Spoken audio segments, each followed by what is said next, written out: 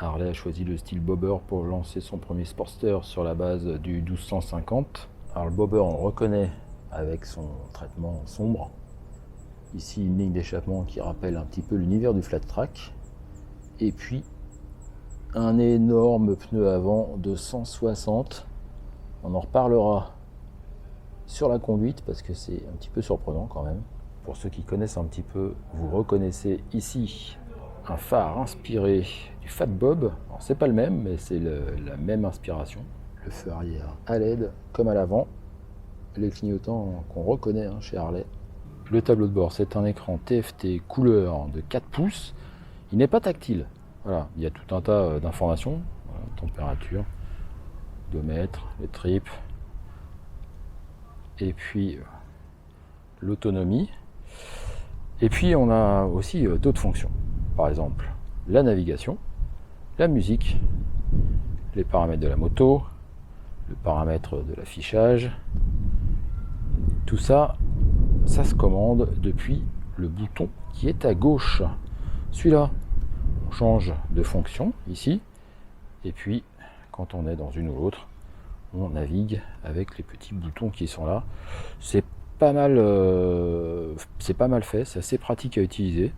De série, on a le régulateur de vitesse. Les poignées chauffantes, c'est une option, mais il y a déjà le bouton. De l'autre côté, on a le bouton ici pour changer les modes, le démarreur, les warnings, les commandes, et en dessous, la téléphonie, ainsi que l'indication de la pression des pneus. Alors le moteur, c'est le 1250, le V-twin à 60 degrés qu'on a découvert avec la Panamérica. Le 1250, il a été revu pour rentrer, non pas dans le cadre, mais dans les spécifications de ce Sportster S. C'est 121 chevaux à 7500 tours par minute, 127 Nm de couple à 6000 tours par minute, tout ça c'est assez haut. Et puis, il y a évidemment le refroidissement liquide. Harley a choisi de mettre un radiateur à l'horizontale ici. On voit le radiateur qui dépasse pas mal, puisque Harley a fait le choix de mettre un radiateur qui est à l'horizontale et non pas à la verticale. Ce moteur, c'est un moteur super carré, on n'est plus du tout sur un moteur longue course, c'est un moteur qui prend des tours. On passe allègrement les 8000 tours par minute. Mais là où Harley a fait fort, c'est qu'on peut aussi rouler doucement. Inutile de rouler à donf. On voit ici le double échappement superposé façon flat track. Alors ce qui est étonnant, c'est que en fait cet échappement il chauffe pas du tout les cuisses. Ce qui chauffe les cuisses, c'est la culasse arrière si vous mettez la cuisse contre la moto. Mais en règle générale, c'est absolument pas gênant. Ça, c'est fort de leur part parce que c'était une crainte et ça s'avère totalement infondé. On a une fourche inversée de gros diamètre. Et puis surtout, on a un nouveau cadre. Parce qu'on voit ici la partie avant du cadre qui est fixée sur le moteur. C'est un moteur porteur. Et puis à l'arrière, eh bien, on a l'autre partie du cadre. Côté gauche, on voit davantage la partie du cadre arrière. En bas, le bras oscillant. Tout ça, c'est nouveau. Ça n'a absolument rien à voir avec l'ancien Sportster, pour ceux qui connaissaient. Les performances moteurs sont très élevées, mais on est bien sur un custom. On a ici les commandes avancées. On peut avoir les commandes médianes. On reconnaît aussi la forme du réservoir qui est très inspirée des Sportsters. C'est pas exactement la même, mais ça y ressemble. La petite selle monoplace. Et la coque arrière qui vient sur le double échappement ici, voilà. Là on est en monoplace, mais on peut évidemment avoir la selle biplace et puis un petit sissi bar pour rassurer le passager. Et sous la coque arrière, on a la molette de réglage de la précharge. Il y a 40 positions, 20 tours pour ajuster selon votre poids. On a vu le côté face de la moto, ici c'est le côté pile. Avec le moteur, on voit très nettement ici le radiateur qui dépasse sur la gauche. Alors, il y a des parts moteurs que vous pouvez mettre.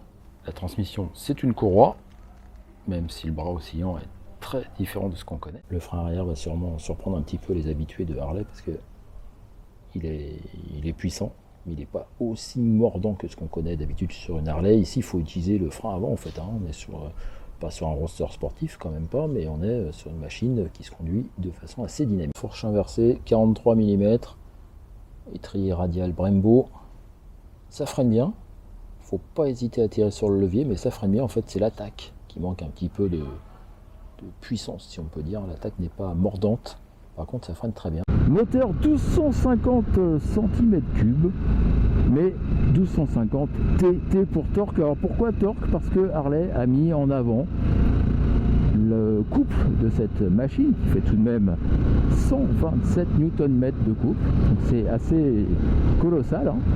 Cette moto, elle marque un écart phénoménal, hein, avec les précédentes générations. Ça n'a strictement rien à voir. Le Sportster qui était né en 1957, ben, on peut l'oublier. Bon, évidemment, il y avait eu des évolutions depuis, hein. C'était plus franchement le même, mais quand même, elle est partie. Vous entendez, c'est un moteur qui fonctionne bien. C'est un moteur qui prend des tours. Il ronronne parfaitement à partir de, on va dire, 2000 tours par minute.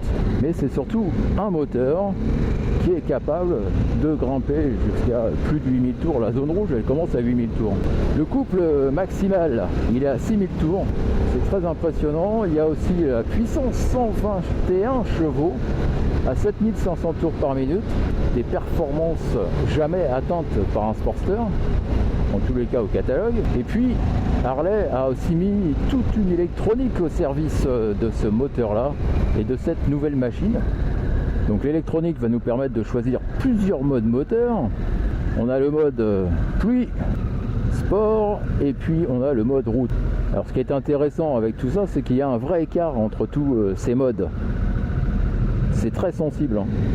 On n'est pas en train de se dire moi je suis sur quel mode. Franchement, c'est vraiment différent. Et il y a une IMU, donc on a la baisse en courbe, on a l'anti-patinage en courbe, on a le contrôle anti-wheeling, anti-stoppie, enfin on a tout ce qu'on veut. On a des suspensions qui se règlent aussi. Alors même s'il n'y a pas beaucoup de débattement, il faut dire que les suspensions sont quand même fermes et surtout une précision de conduite qui est la bienvenue. Au niveau confort, c'est pas trop ça quand même, hein. Là on est encore sur une route bosselée. Alors, vous entendez à ma voix que il y a quelques petites perturbations. On a connu plus confortable, hein. Moi j'ai joué un petit peu avec la molette qui permet d'ajuster la précharge. Bon, évidemment ça change pas l'hydraulique, mais je me suis dit que ça va peut-être changer des choses. Bon, ça change pas grand chose, bon, c'est pas très grave. C'est une machine qui est capable de cruiser à faible allure, hein. Si vous roulez à 40, 60, c'est très agréable aussi. C'est pas une moto de sport, hein. Même si évidemment le nouveau Sportster S est capable de très belles performances. En plus, maintenant, on peut prendre des virages, hein. Alors tous les détracteurs qui aiment bien se moquer un petit peu d'Harley, là vous allez voir que avec le Sportster S, vous pouvez enquiller les virages à bon train. Évidemment, ça frotte à un moment, mais bien moins vite que ce que ça ne frottait sur les précédentes générations. Et puis surtout, les trajectoires sont précises.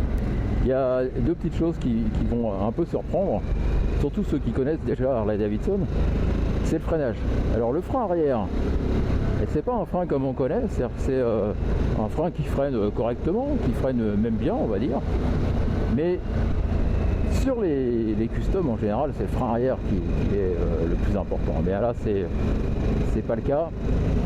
On a un frein arrière qui est très efficace, mais on a aussi un frein avant qui est efficace. Le frein avant freine très bien. Combiner les deux, c'est génial. Bon, l'attaque n'est pas d'une vivacité extrême, mais sinon ça freine très bien. On est quand même sur du freinage montage radial, une fourche inversée.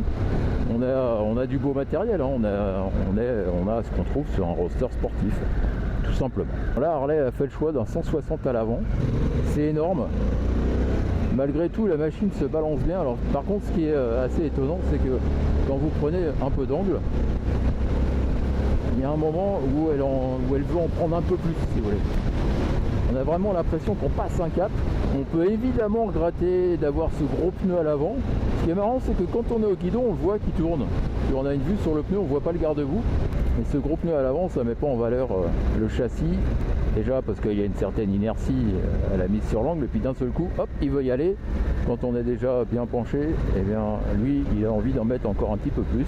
Hein. On connaît des bobbers avec des pneus moins gros, qui sont pas aussi simples à prendre en main. Voilà, c'est terminé pour cet épisode. N'oubliez pas de vous abonner, et puis on se retrouve très prochainement pour un nouvel essai sur une autre moto et dans d'autres contrées. Bonne route et à bientôt.